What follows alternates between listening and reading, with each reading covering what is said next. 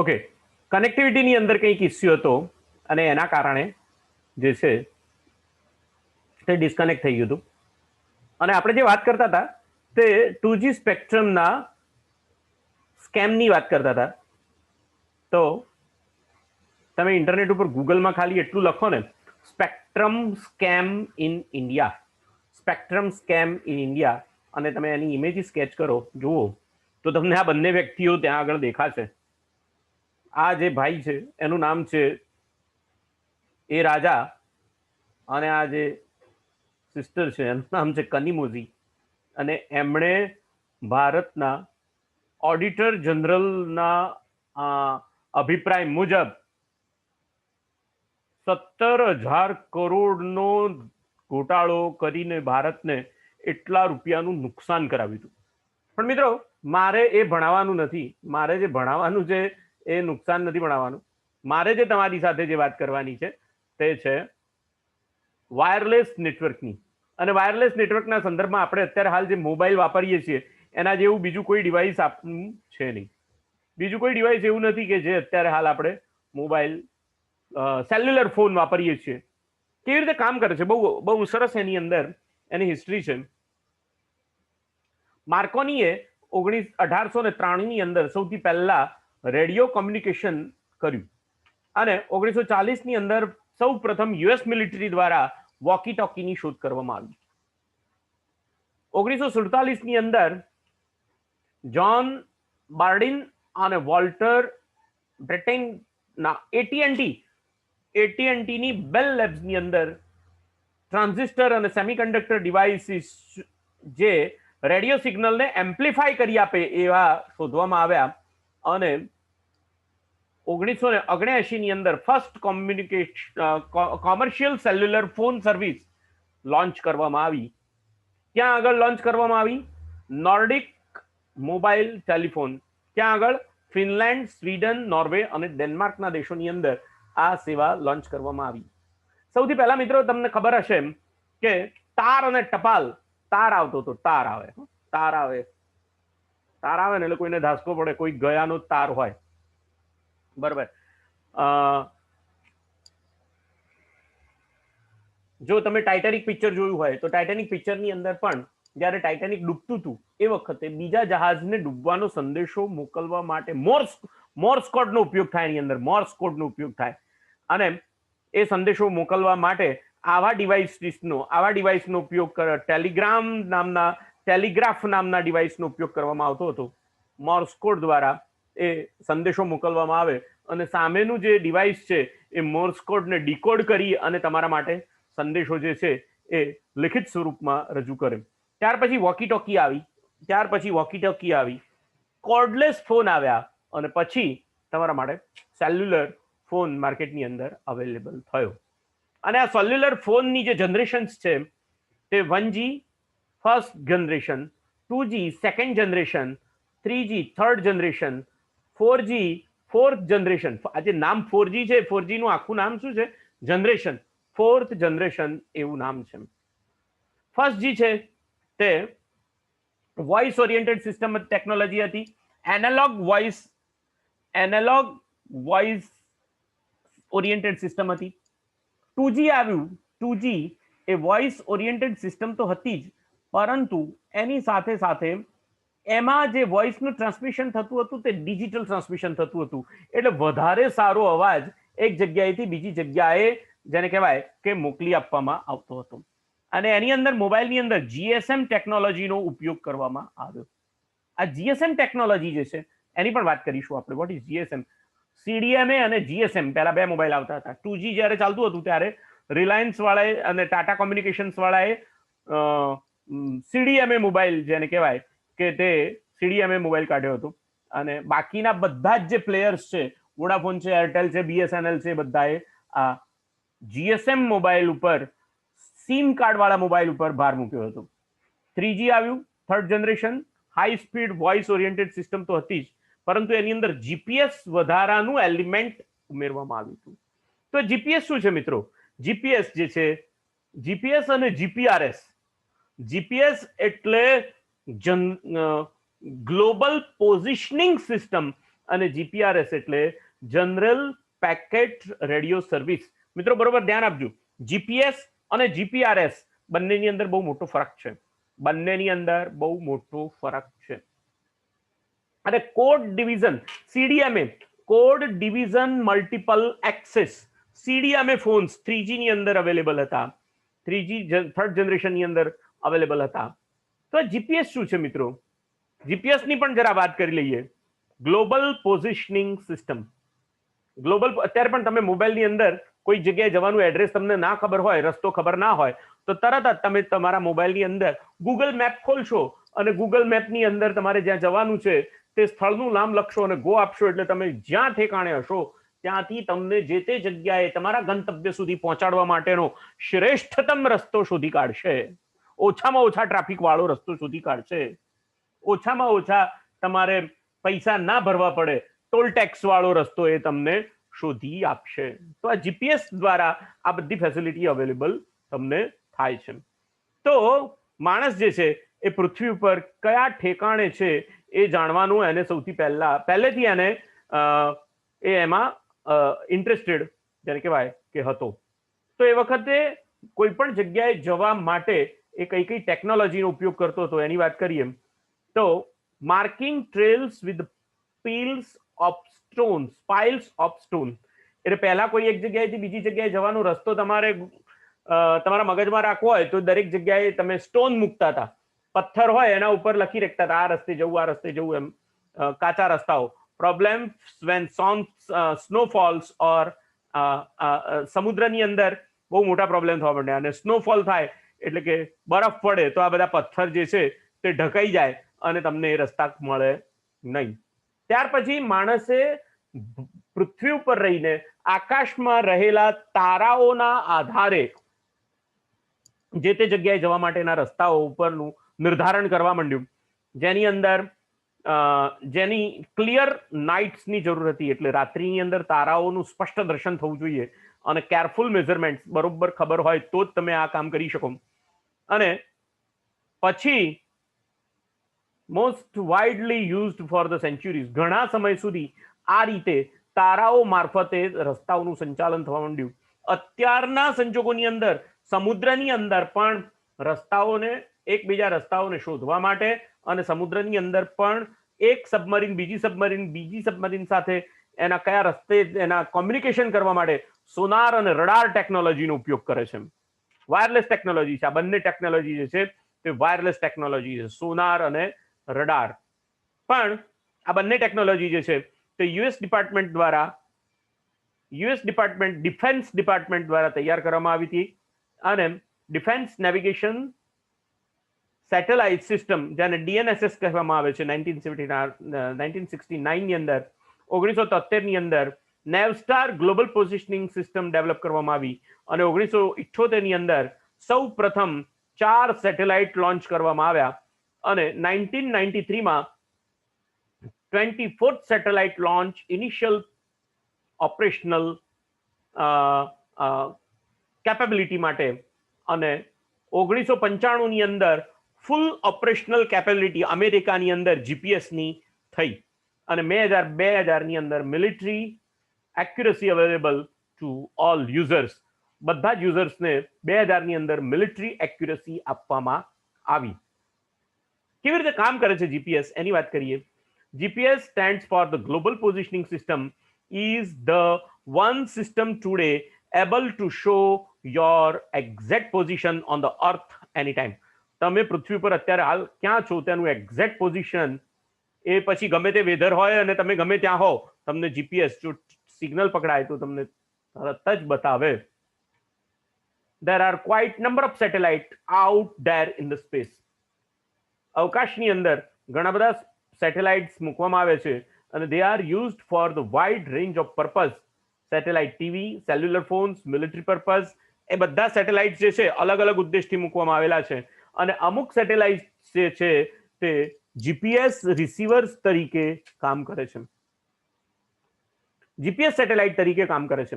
The GPS operational satellization consists of 24 satellites that orbits the earth in very precise orbit twice a day. આ જે 24 satellite છે તે પૃથ્વીની આજુબાજુ 24 satellite, જેને જીપીએસ ઓપરેશનલ સેટેલાઇટ કહેવામાં આવે છે, તે 24 સેટેલાઇટ પૃથ્વીની આજુબાજુ એક દિવસની અંદર 2 વખત આંટો મારે તે રીતે એને ગોઠવવામાં આવેલા છે. અને GPS satellites emits continuous navigation signal, અને દરેક સેટેલાઇટ સતત તમને ત્યાં આગળ સિગ્નલ્સ મોકલતો હોય છે. એટલે જ્યારે તમે કોઈ એક સિગ્નલ દ્વારા જીપીએસ પકડો છો ત્યારે ખરેખર જે છે તે અવકાશની અંદર રહેલા 6 સેટેલાઇટ્સ દ્વારા તમારી પોઝિશન નક્કી થાય છે. અને પોઝિશન નક્કી કરવા માટે આ ECFF ટેકનોલોજીનો ઉપયોગ થાય છે. GPS determined location in earth centred earth fixed ટેકનોલોજીનો ઉપયોગ કરે છે, કે જેની અંદર આખી જે પૃથ્વી છે એને અહીંયા આગળ ગોળ ધારી લેવામાં આવે છે, અને એની ત્રિજ્યાના આધારે કોઈ પણ 3 ઉપગ્રહ દ્વારા એક્સ પોઝિશન નક્કી કરવામાં આવે છે, અને ચોથો ઉપગ્રહ જે છે તે તમારી કરંટ પોઝિશન, અથવા તો તમે જો ગતિ કરતા હો તો એ વખતે તમે કઈ દિશામાં ગતિ કરો છો એની પોઝિશન નક્કી કરે છે. ટ્રાયંગ્યુલેશન મેથડ કહેવામાં આવે છે, અને ટ્રાયંગ્યુલેશન મેથડ ત્રિકોણની ટ્રાયંગ્યુલેશન મેથડ દ્વારા આ વસ્તુને નક્કી કરવામાં આવે છે. Geometric principal, you can find one location if you know its distance from other already known location. Geometric principal એટલે કે જેને કહેવાય કે એક સ્થળથી બીજું સ્થળ કેટલું દૂર છે એ શોધવા માટે જો તમે બીજા 2 સ્થળ વચ્ચેના અંતરને જો બરોબર જાણતા હો તો તમે એ કામ કરી શકો.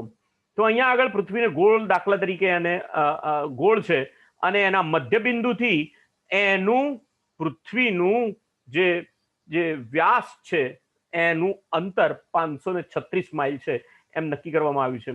અને આ જે બધા ઉપગ્રહો જે છે એ દિવસની અંદર 2 વખત આખા પૃથ્વીનું ચક્ર કાપે છે, અને એ રીતે signals leave satellite at time t, અને velocity x time equal to distance, એટલે t+3. Distance between satellite and receiver are 3 times the speed of light. એટલે કે તમારા satellite, distance between satellite and receiver, એટલે તમારો ફોન એ તમારું receiver છે, અને સેટેલાઇટ વચ્ચેનું જે ડિસ્ટન્સ છે તેની અંદર 3 times the speed of light, 3 ગણો વધારો કરવામાં આવે છે. લાઇટની સ્પીડ કરતા 3 ગણો એની અંદર વધારો કરવામાં આવે છે, અને તમારું વેલોસિટી એટલે કે ગતિ અને ડિસ્ટન્સ નક્કી કરીને તમારું લોકેશન જેને કહેવાય કે તે નક્કી કરવામાં આવે છે.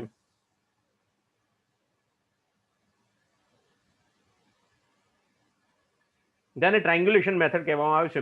GPS is based on the satellite ranging. By an example, distance from satellites to satellites are precise reference points.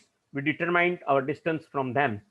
We will assume for now that we know exactly where the satellite is and how far away from it we are. 2 વસ્તુઓ નક્કી કરવામાં આવે છે. We determined our distance from them. Satellite થી આપણું distance, અને we will assume for now that we know the exactly satellite is. ખરેખર satellite ક્યાં છે અને how far away from it, આપણાથી કેટલો દૂર છે એ નક્કી કરવામાં આવે છે. And if we are lost and we know that we are 11,000 miles from a satellite A, we are somewhere on the sphere whose middle is the satellite A, and determine 11,000 miles. Distance measured from 2 satellites limits our location to the intersection of 2 spheres, which is a circle. આ બંને satellite વચ્ચે એ બંને વચ્ચેનું અંતર જાણવામાં આવે છે, અને એ બંને એકબીજાને જ્યાં છેદતા હોય ત્યાં આગળ બ્લુ કલર દ્વારા આ ચિત્રની અંદર તમારી પોઝિશન જેને કહેવાય કે નક્કી કરવામાં આવેલી છે. અને આવા 6 સેટેલાઇટ દ્વારા એક સાથે ત્રીજો satellite A third measurement narrows our location to just 2 points. અને ત્રીજો સેટેલાઇટ છે તે વધારે પ્રિસાઇસલી આપણા બ્લુ કલરના લોકેશનને વધારે ઓછું કરી નાખે છે બે સેટેલાઇટ્સના મેઝર્સ દ્વારા. અને fourth measurement determine which point is our true location. અને ચોથો સેટેલાઇટ છે તે આપણું એક્ઝેક્ટ લોકેશન નક્કી કરી આપે છે. અને આ રીતે જીપીએસ જે છે એ તમારું લોકેશન નક્કી કરે છે, સાથે સાથે તમે જો ગતિ કરતા હો તો એ લોકેશન પણ તમને નક્કી કરી આપે છે અને તમારે ક્યાં જવું છે એનું લોકેશન તમારા ડેસ્ટિનેશન તરીકે એ શોધી આપે છે. તો મિત્રો, જે સેલ્યુલર કોમ્યુનિકેશન છે એ થર્ડ જનરેશનના મોબાઈલ્સની અંદર 3G ની અંદર આ તમને જીપીએસ અને જીપીઆરએસ પ્રાપ્ત થયું છે. અને ફોર્થ જનરેશનના મોબાઈલ છે તે અલ્ટ્રા બ્રોડબેન્ડ ઇન્ટરનેટ એક્સેસ એની અંદર આપવામાં આવેલો છે. 4G ની અંદર નેટવર્કના સેલ્સ કેવી રીતે કામ કરે છે, ઇન્ટરનેટ સેલ્યુલર નેટવર્ક શા માટે કહેવાય છે એની આ ફિગર અહીંયા તમને બતાવવામાં આવેલી છે. એની ફિગરને સમજતા પહેલા અહીંયા આગળ તમે આ જે સેલ છે એની રચનાને તમે સમજો. એની રચનાને તમારે સમજવી જોઈએ. સેલ એટલે એક જેને કહેવાય, સેલ એ તમારા માટે એક, તમે મધુમાખીઓનો મધપૂડો જોયો હશે, એ મધપૂડાની અંદરની જે રચના છે તે આ સેલ જેવી હોય છે, ધ ક્લસ્ટર કહેવાય. અને આ જે સેલ છે એની અંદર કોઈ એક ટાવર ઊભો કરવામાં આવેલો છે કે જીઓમેટ્રિક પોઝિશન કહેવાય એને. એ જીઓમેટ્રિક પોઝિશન ઉપર એક ટાવર ઊભો કરવામાં આવેલો હોય છે. દાખલા તરીકે કોઈ એક આ ટાવર છે, આ ફિગર જે છે એની અંદર જો તમે જુઓ તો એની અંદર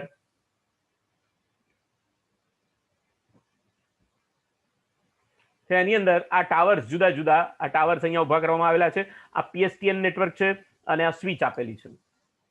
દરેકે દરેક તમારા ટેલિફોનની લાઈન જે છે તે તમારા પીએસટીએન સાથે, એટલે કે તમારા વિસ્તારમાં રહેલા ટેલિફોન એક્સચેન્જ સાથે જોડાયેલી હશે. અને ટેલિફોન એક્સચેન્જની સ્વિચ જે છે એ આ પીએસટીએન નેટવર્કની અંદર જે સેલ્યુલર ટાવર્સના ઊભા કરેલા છે ટાવર્સ એની સાથે જોડાયેલી હશે. એટલે કોઈ એક સેલ્યુલર ફોન છે એ કોઈ એક ટાવર સાથે કનેક્ટેડ રહેશે. અને જો એ સેલ્યુલર ફોન વાળી વ્યક્તિ સેલ્યુલર ફોન લઈને બીજી જગ્યાએ જશે તો આ સેલ્યુલર સાથે કનેક્શન છોડી અને બીજા સેલ્યુલર ફોન સાથે એનું કનેક્શન થઈ જશે. એટલે વ્યક્તિને તો એમ જ લાગશે કે હંમેશા તેનો ફોન નેટવર્કની અંદર કનેક્ટેડ છે. Cell is a geographical unit of cellular network. It is the area around an antenna where the specific frequency range is used and is represented graphically as hexagonal. ષટકોણ આકારનો એક સેલ છે જેને geographical unit કહેવામાં આવે છે. અને but it is reality it is a irregular in shape. ખરેખર એવું નથી હોતું. ખરેખર જ્યાં જરૂર હોય ટાવરની ત્યાં ટાવર ઉભો કરી દેવામાં આવે છે, સેલ્યુલર ફોનનો ટાવર ઉભો કરી દેવામાં આવે છે. પણ થિયોરેટિકલી એવું કહેવાય કે આ બધા જ સેલ્યુલર ફોનના જે ટાવર્સ છે તેને સેલ આકારની અંદર ગોઠવેલા હોય છે. And a cluster of group is adjacent cell. Usually it is a 7 cells. No frequency reuse is done within a cluster. અને આવી રીતે ઘણા બધા ક્લસ્ટર એક સાથે ભેગા થઈને આખી જાળ ઊભી કરે છે, આખું નેટવર્ક ઊભું કરે છે કે જેની અંદર વ્યક્તિ ફરતો હોય ત્યારે એ એક જ નેટવર્કની અંદર છે એમ એને તરત ખબર પડે. મેક્રોસેલ, માઇક્રોસેલ અને પીકોસેલ. હમણાં આપણે જ્યારે બ્લુટૂથની વાત કરતા હતા, પીકોનેટની વાત કરતા હતા, એવી રીતે અહીંયા પીકોસેલ પણ આવે છે. માઇક્રોસેલ શું કરે છે? their coverage is large, approximately 6 mile in diameter. 6 માઇલના ઘેરાવમાં તે કવરેજ આપી શકે છે. used in remote areas, high power transmitters and receivers are used. શેમાં? માઇક્રોસેલમાં. માઇક્રોસેલમાં their coverage is small, half mile in diameter. અડધા માઇલ જેટલા ડાયામીટરની અંદર એ માઇક્રોસેલ કામ કરતા હોય છે. માઇક્રોસેલ એટલે કે માઇક્રોસેલ પ્રકારનો જે ટાવર છે તે કામ કરતો હોય છે. અને used in urban zones, low power transmission and receives are used to avoid interference with the cells and in another cluster. And a picocell covers areas such as building or tunnel. A picocell નક્કી કરે અથવા picocell પ્રકારનો tower એટલા જ એરિયામાં કામ કરે છે. સેલ્યુલર નેટવર્ક કોમ્પોનન્ટ્સ, કયા કયા સેલ્યુલર નેટવર્ક કોમ્પોનન્ટ્સ? કોઈ એક તમે ફોન કરો એની અંદર કેટલી વસ્તુઓ કામ કરે છે તમે જુઓ. કોઈ પણ એક તમે ફોન કરો એની અંદર તમારું સિમ કાર્ડ, તમારું મોબાઈલ ડિવાઇસ, તમારું ટાવર, બીસીએસ, એમસીએસ, MCS2, MCS ની અંદરથી તમને કોઈ પણ ઠેકાણે થ્રો આઉટ કરવામાં આવે, VLR માં, HLR માં, EIR માં અથવા AUC ની અંદર તમને ત્યાં આગળ મોકલી દેવામાં આવે. આ તમારા સેલ્યુલર નેટવર્કની અંદર રહેલા કોમ્પોનન્ટની વાત છે. Cellular Network Componentation, BTS, Base Transceiver Station, main component of cell, and it is a connect to the subscribers to the cellular network for transmission, reception of information. It uses several antennas spread across the cell. Basic station controller, it is a interface between the BTS and linked BTS by cable or microwave link. It routes calls between BTS and it is also connected to MCS. MCS is a mobile switching center, the coordinator of cellular networks. It is connected to the several BSCs and it routes call between BCS and link the cellular network with other network like PSTN through the fiber optics, microwave or copper cable. દાખલા તરીકે તમે પ્રાંતિજની અંદર છો તો પ્રાંતિજની અંદર BTS નો ઉપયોગ કરવામાં આવેલો છે, તો પ્રાંતિજમાં BTS ના દ્વારા તમારો ફોન થઈ જશે. પણ તમે પ્રાંતિજની અંદરથી ફોન કર્યો, દાખલા તરીકે રાજકોટ ફોન કર્યો, તો તમારું ત્યાં BTS ની સાથે સાથે BCS એટલે કે બેઝિક સ્ટેશન કંટ્રોલર પણ તમારું અસ્તિત્વમાં આવશે. BTS તમારો ફોન BCS ને ટ્રાન્સફર કરશે અને આ BCS જે છે તે બેઝિક કંટ્રોલર છે કે જે જુદા જુદા શહેરો વચ્ચે કનેક્શન માટે વપરાતું હોય અને એ તમારો ફોન જે છે તે રાજકોટ ઉપર ટ્રાન્સફર કરશે. એટલે આમ તો જોવા જઈએ તો એવું નથી હોતું, રાજકોટનો કંઈ કોડ જુદો હોય ને તમે ત્યાં ટ્રાન્સફર કરી દો એવું નથી હોતું. એની અંદર તમારા ટાવરની ફ્રીક્વન્સી અને તમારા બેઝિક સ્ટેશનના નંબરના આધારે તમારો કોલ જે છે તે ટ્રાન્સફર થાય છે. અને તમે જો બોમ્બે કોલ કરો અથવા ઇન્ટરનેશનલ કોલ કરો તો એની અંદર વચ્ચે જે છે તે MCS આવે છે, MSC આવે છે કે મોબાઈલ સ્વિચિંગ સેન્ટર, કે જેમાં PSTN નેટવર્ક એટલે કે તમારા જેને કહેવાય કે લેન્ડલાઇનના જે જેને કહેવાય કે પ્રાંતિજ અથવા તો લેન્ડલાઇનની ઓફિસ જે હોય BSNLની ઓફિસ એ PSTN નેટવર્ક કહેવાય. એ PSTN નેટવર્કના ફાઇબર ઓપ્ટિક્સ દ્વારા કનેક્ટેડ થયેલા PSTNs પણ વચ્ચે તમને એકબીજા સાથે જોડી આપે છે. HLR is a home location register, visitor location register, equipment identifier. EIR is a equipment identity register.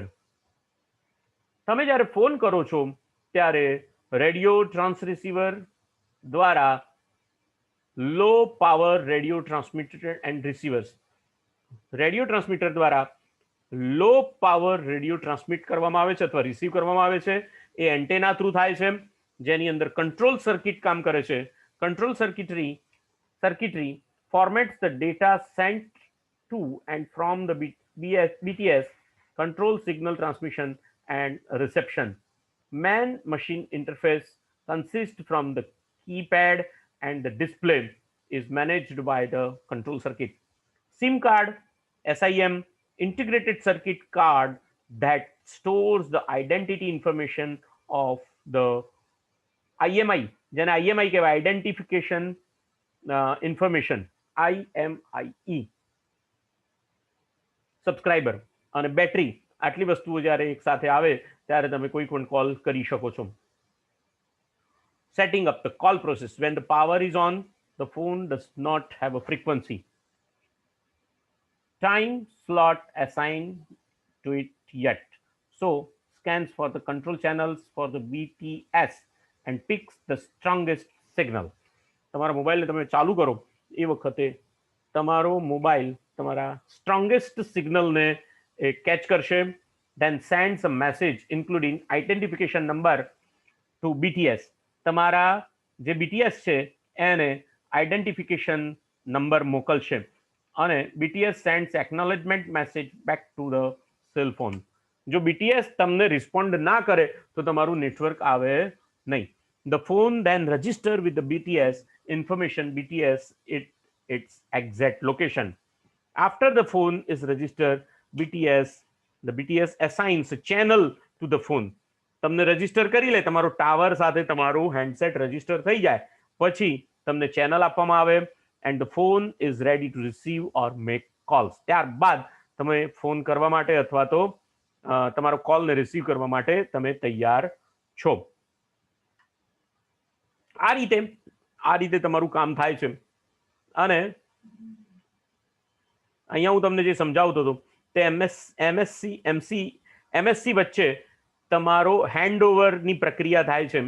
એક સેલ્યુલર ફોન બીજા સેલ્યુલર ફોન અથવા બીજા સેલ્યુલરની અંદરથી પોતાનો હેન્ડસેટની ઇન્ફોર્મેશન એને ટ્રાન્સમિટ કરે છે, હેન્ડઓવર કરે છે, અને એટલા માટે તમને નેટવર્ક કટ ઓફ થઈ જતું નથી.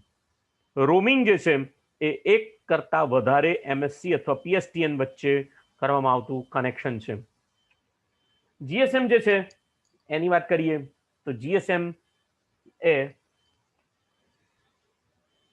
જે હેન્ડસેટની અંદર સિમ કાર્ડ દ્વારા વાત થતી હોય, અત્યારે તો એ વાત 4G ની અંદર 4G મોબાઈલ જે છે એની અંદર તો GSM સિવાય કામ થતું જ નથી.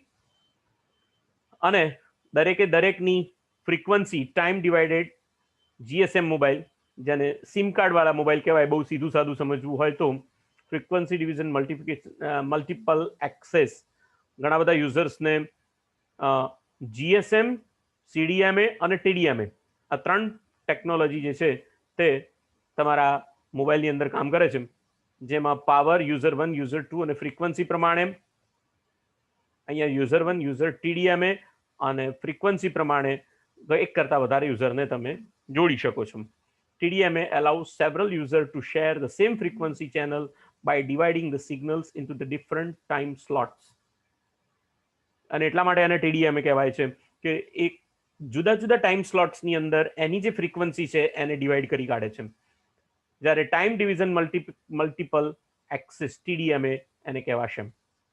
The user transmit in the rapid succession one after the other, each using its own time slot. CDMA જે છે તે each subscriber assigning a code which is used to the multiply the signal sent or received by the subscriber. તો એ આ બધા CDMA phone, જેને બહુ સીધું સાદું સમજવું હોય તો સિમ કાર્ડ વગરના ફોન આવતા હતા CDMA, એ ફોન જે છે તે CDMA ફોન કહેવાય. FDMA process, the total frequency band is divided into number of small substations in which each band is used to one user. Global system for mobile communication, GSM નું આખું નામ છે global system for mobile communication. GSM operates in frequency band of 9000 MHz to 1800 MHz અથવા 1900 MHz સુધી કામ કરે છે. GSM provides a voice and data service. SIM, a memory card, integrated circuit holding identity information of the subscriber. GSM system supports the SIM cards. CDMA not support the SIM card but have something similar called reusable identification module or UIM. Cellular mobile છે એની અંદર આટલી સુવિધાઓ તમને આપવામાં આવે છે. એક voice communication, બોલવાની સુવિધા, શોર્ટ મેસેજિંગ સર્વિસીસ, SMS આપણે જેને કહીએ છીએ short messaging service, multimedia messaging MMS જેને કહીએ છીએ આપણે, multimedia messaging services, global positioning system GPS જેને કહેવામાં આવે છે, વાયરલેસ એપ્લિકેશન પ્રોટોકોલ વેબ જેને કહેવામાં આવે છે ઇન્ટરનેટ માટે, અને સિક્યોરિટી એટલે કે પિનની સર્વિસ તમને પૂરી પાડવામાં આવે છે. તો મિત્રો આ જે વાત કરતા હતા તે GSM ની વાત હતી. અને હવે જે મારે તમને બતાવવું છે તે કોઈ એક GSM ની અંદર કેટલી સ્પીડ, અને આપણે જે અત્યાર સુધી જે મોબાઈલ વાપરતા આવ્યા છીએ તેની અંદર એનું સ્ટાન્ડર્ડ ફોર્મેટ એની અંદર એનું ફૂલ નામ, એની સ્પીડ અને એની maximum uploading speed theoretically, practically નહીં, થિયોરેટિકલી કેટલી હોય એનો આ એક આખો ચાર્ટ તમને બતાવીને આપેલો છે. જીએસએમ એનું ફૂલ નામ છે global system for mobile communication, જેને આપણે 2G કહીએ છીએ. જીપીઆરએસ એની 14.4 કિલોબિટ્સ પર સેકન્ડની એની સ્પીડ હતી. ડાઉનલોડ અને અપલોડ એમ બે સ્પીડ હોય. તમારા મોબાઈલમાં કઈ વસ્તુ તમે ડાઉનલોડ કરવા માટે કેટલી સ્પીડ, અને અપલોડ એટલે તમારા મોબાઈલ દ્વારા બીજા સુધી પહોંચાડવા માટે, અપલોડ કરવા માટેની સ્પીડ કેટલી, એ અપલોડિંગ સ્પીડ કહેવાય.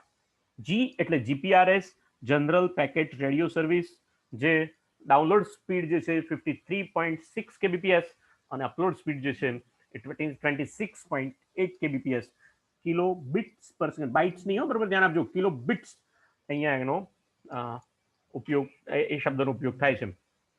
ઈ એજ, એજ કહેવામાં આવે enhance data rates for the GSM evolution, 217 કિલોબિટ્સ પર સેકન્ડ એની ડાઉનલોડિંગ સ્પીડ છે, 108, મેક્સિમમ અપલોડિંગ સ્પીડ છે 108 કેબીપીએસની.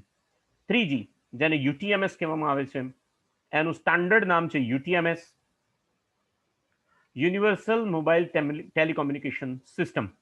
384 કેબીપીએસની એની સ્પીડ છે, 128 અપલોડિંગની સ્પીડ છે. HSPA high speed packet access. H પછી જો 3G પછી 4G આવતા વચ્ચે આ 4 પ્રકારના એના વર્ઝન્સ છે. HSPA high speed packet access 7.2 MBPS, downloading speed 3.6 MBPS, અપલોડિંગની સ્પીડ. HSPA પ્લસ એની અંદર 10 રિલીઝ છે 168 MBPS સુધી અને 23 MBPS સુધી. અને 4G LTE long term evolution 100 MBPS સુધી ડાઉનલોડિંગ સ્પીડ છે, 50 MBPS એની અપલોડિંગ સ્પીડ છે. એ જ રીતે LTE-A long term evolution advance, જેને 4G જ કહેવામાં આવે છે, એ 1 GBPS સુધી એની ડાઉનલોડિંગ સ્પીડ છે, 500 મેગાબિટ્સ પર સેકન્ડ એની અપલોડિંગ સ્પીડ છે. તો આ વાયરલેસ કોમ્યુનિકેશનની વાત કરતા કરતા વચ્ચે આમ તો આને વિષયથી આપણે આગા જતા રહે એવું ના કહેવાય, પણ વાયરલેસ કોમ્યુનિકેશનની અંદર આપણે જે મોબાઈલ અને ઇન્ટરનેટનો ઉપયોગ કરીએ છીએ એના વિશેની આ એક મેં તમને ખૂબ રસપ્રદ ઇન્ફોર્મેશન મેં તમને આપી છે.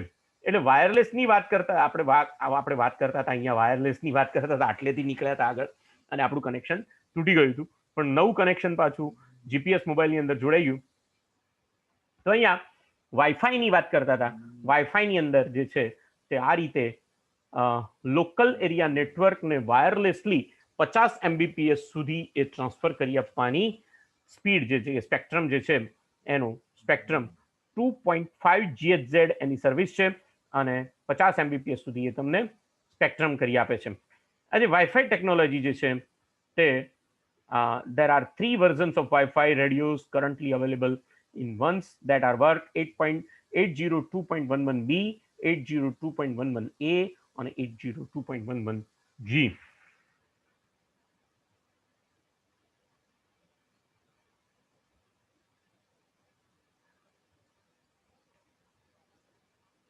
.11b જે છે 1999 માં આવી અને એનું operates in 2.4 GHz radio spectrum ઉપર કામ કરે છે અને 11 MBPS એની 30 મીટરની રેન્જમાં 11 MBPS એની સ્પીડ છે.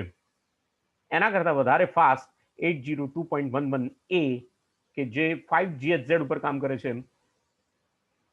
54 MBPS ની એની સ્પીડ છે અને એની થિયોરેટિકલી સ્પીડ છે, અને એકચ્યુઅલ સ્પીડ 15 to 20 MBPS એની 75 ફીટની રેન્જમાં, 75 ફૂટની રેન્જમાં એની આટલી સ્પીડ છે. અને એ જ રીતે IEE 802.11g એ 2003ની અંદર ઇન્ટ્રોડ્યુસ થાય છે કે જે 150 ફીટની રેન્જમાં 54 MBPS એની એકચ્યુઅલ સ્પીડ ઉપર કામ કરે છે. એટલે મિત્રો તમે જાણતા હશો કે રેલવે સ્ટેશન ઉપર અથવા તો જાહેર સ્થળો ઉપર જે વાઈફાઈ લગાવેલા હોય છે, વાઈફાઈના હોટસ્પોટ લગાવેલા હોય છે તે 802.11G પ્રકારના જી સ્ટાન્ડર્ડના વાઈફાઈ હોય છે.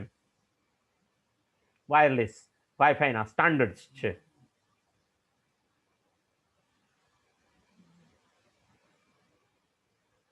વાઈફાઈ સ્ટાન્ડર્ડની અંદર બીજા એના એલિમેન્ટ્સની વાત કરીએ તો એક્સેસ પોઈન્ટ એ ખૂબ જ અગત્યનું છે. જે જગ્યાએથી the access point is a wireless LAN transceiver or the base station that connect one or many wireless devices simultaneously to the internet. આ જે એક્સેસ પોઈન્ટ છે તે જેને આપણે હોટસ્પોટ કહીએ છીએ તે આ હોટસ્પોટ એને એક્સેસ પોઈન્ટ કહેવામાં આવે કે જ્યાંથી એક કરતાં વધારે ડિવાઇસ તમે કનેક્ટ કરી શકો. Wifi cards they accept the wireless signals and relay information. They can be internal or external. તમારા મોબાઈલની અંદર પણ હોઈ શકે, લેપટોપમાં પણ હોઈ શકે, પોકેટ પીસીમાં પણ હોઈ શકે વાઈફાઈ કાર્ડ્સ. અને safe guards, firewalls and antivirus software protect networks from the uninvited users, keep information secure.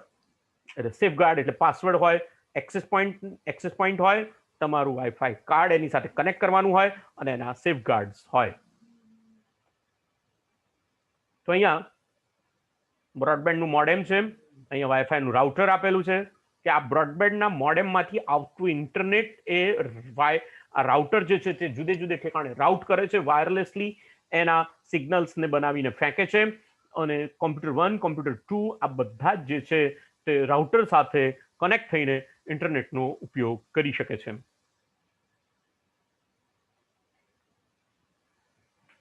AP based technology. The client communicate through the access point. BSA RF converge provided by the AP and ESA is consists of 2 or more BSA. And ESA cells includes 10 to 15% overlap to allow roaming.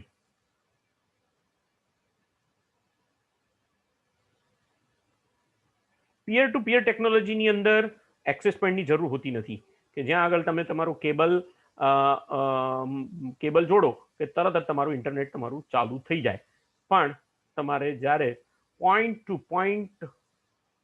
Two multi point bridge ટોપોલોજીની અંદર તમારે કામ કરવાનું હોય તો એ વખતે તમારે આ એક્સેસ પોઈન્ટની પણ જરૂર પડશે અને વાઈફાઈની પણ જરૂર પડશે. Wifi is composed in 3 main sectors: home, individual, residence, apartment buildings, public, around 70,000 hotspot throughout the world, and enterprise, corporation or university office parks.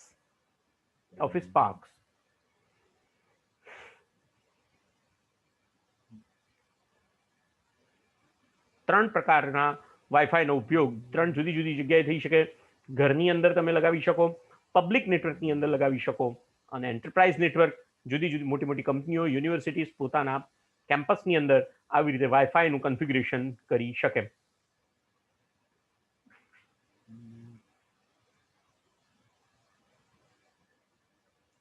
Devices and components. જો તમારે વાઈફાઈ ટેકનોલોજી વાળું લેન કાર્ડ જોઈતું હોય તો આ wifi technology વાળું lane card છે કે જે તમારા પર્સનલ કોમ્પ્યુટરની અંદર લગાવી શકાય. આ PCMCIA કાર્ડ છે કે જે તમારા લેપટોપની અંદર લગાવી શકાય અને USB એડેપ્ટર વાળું વાઈફાઈ છે કે જે બહારની બાજુએ મૂકીને તમે એની અંદર કામ કરી શકો. એના જુદા જુદા ડિવાઇસીસ છે.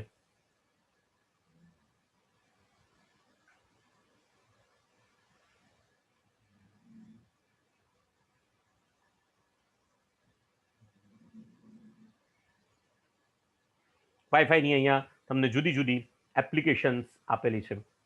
વાઈફાઈ જે છે અહીંયા આગળ તમને 1M unit, 10M units, 100M unit, 100 megabytes વાળા યુનિટ્સ અને 1 MBPS વાળા મેગાબાઇટ્સ વાળા યુનિટ એ રીતે તમને અહીંયા છૂટા પાડીને આપેલા છે.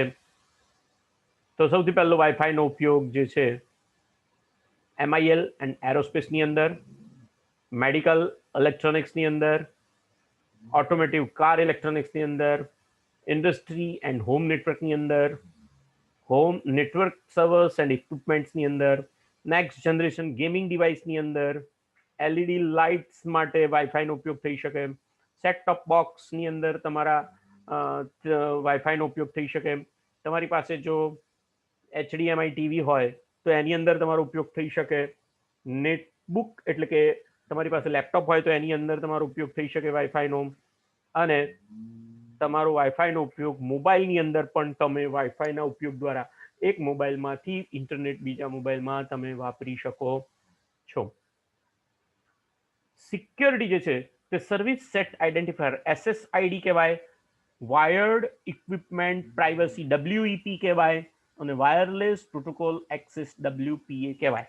જ્યારે તમારું network mobile to mobile internet વાપરવાનું હોય અને તમે એમાં કોઈને હોટસ્પોટ બનાવ્યું હોય તો એના માટે તમારે વાયરલેસ પ્રોટેક્ટેડ એક્સેસ WPA વાપરવો પડશે.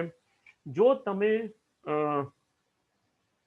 બ્રોડબેન્ડની અંદરથી ઇન્ટરનેટ વાપરતા હો તો એ વખતે તમારે વાયર્ડ ઇક્વિપમેન્ટ પ્રાઇવસી વાપરવી પડશે, અને સર્વિસ સેટ આઈડેન્ટિફાય SSID એટલે એક ડિવાઇસમાંથી કે જે વાઈફાઈ રાઉટર બીજા રાઉટરની અંદર તમારે કનેક્શન કરવું હોય તો એના માટે તમારે આ SSID પ્રોટોકોલ વાપરવો પડશે. WP and WPA are encryption protocols that you can choose from your router's firmware, and Wi-Fi protocol protected access WPA, a subset of upcoming 802.11i security standard, will replace the flawed wired equipment privacy WEP.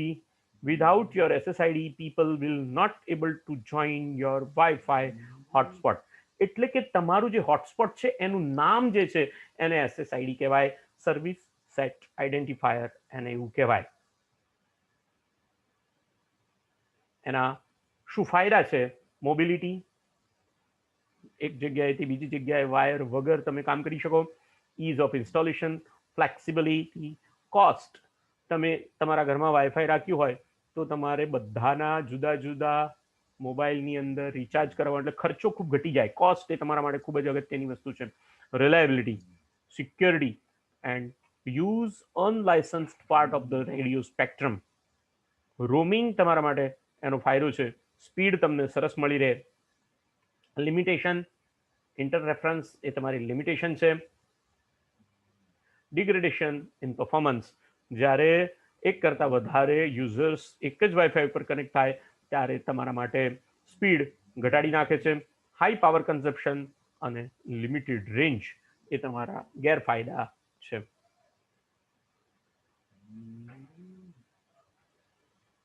Wifi camera, wifi phones available છે માર્કેટની અંદર, wifi cameras available છે. Mobile energy management એટલે wifi દ્વારા પણ તમે તમારા મોબાઈલને ચાર્જ કરી શકો એવી ફેસિલિટી પણ અવેલેબલ છે. અને ક્યાં આગળ મળી શકે છે? વેર ટુ ફાઇન્ડ વાઈફાઈ, તમને એના અંગેની માહિતી તમને આટલા ઠેકાણેથી મળી શકશે. મને આશા છે કે મેં તમારી સાથે જે વાઈફાઈ અને બ્લૂટૂથ અંગેની વાત કરી એ તમને એમાં ખ્યાલ આવી ગયો હશે. અસ્તુ, સ્વસ્થ રહેજો અને ફરી નવા લેક્ચરના નવા વિષય સાથે ફરી મળીશું આવતીકાલે.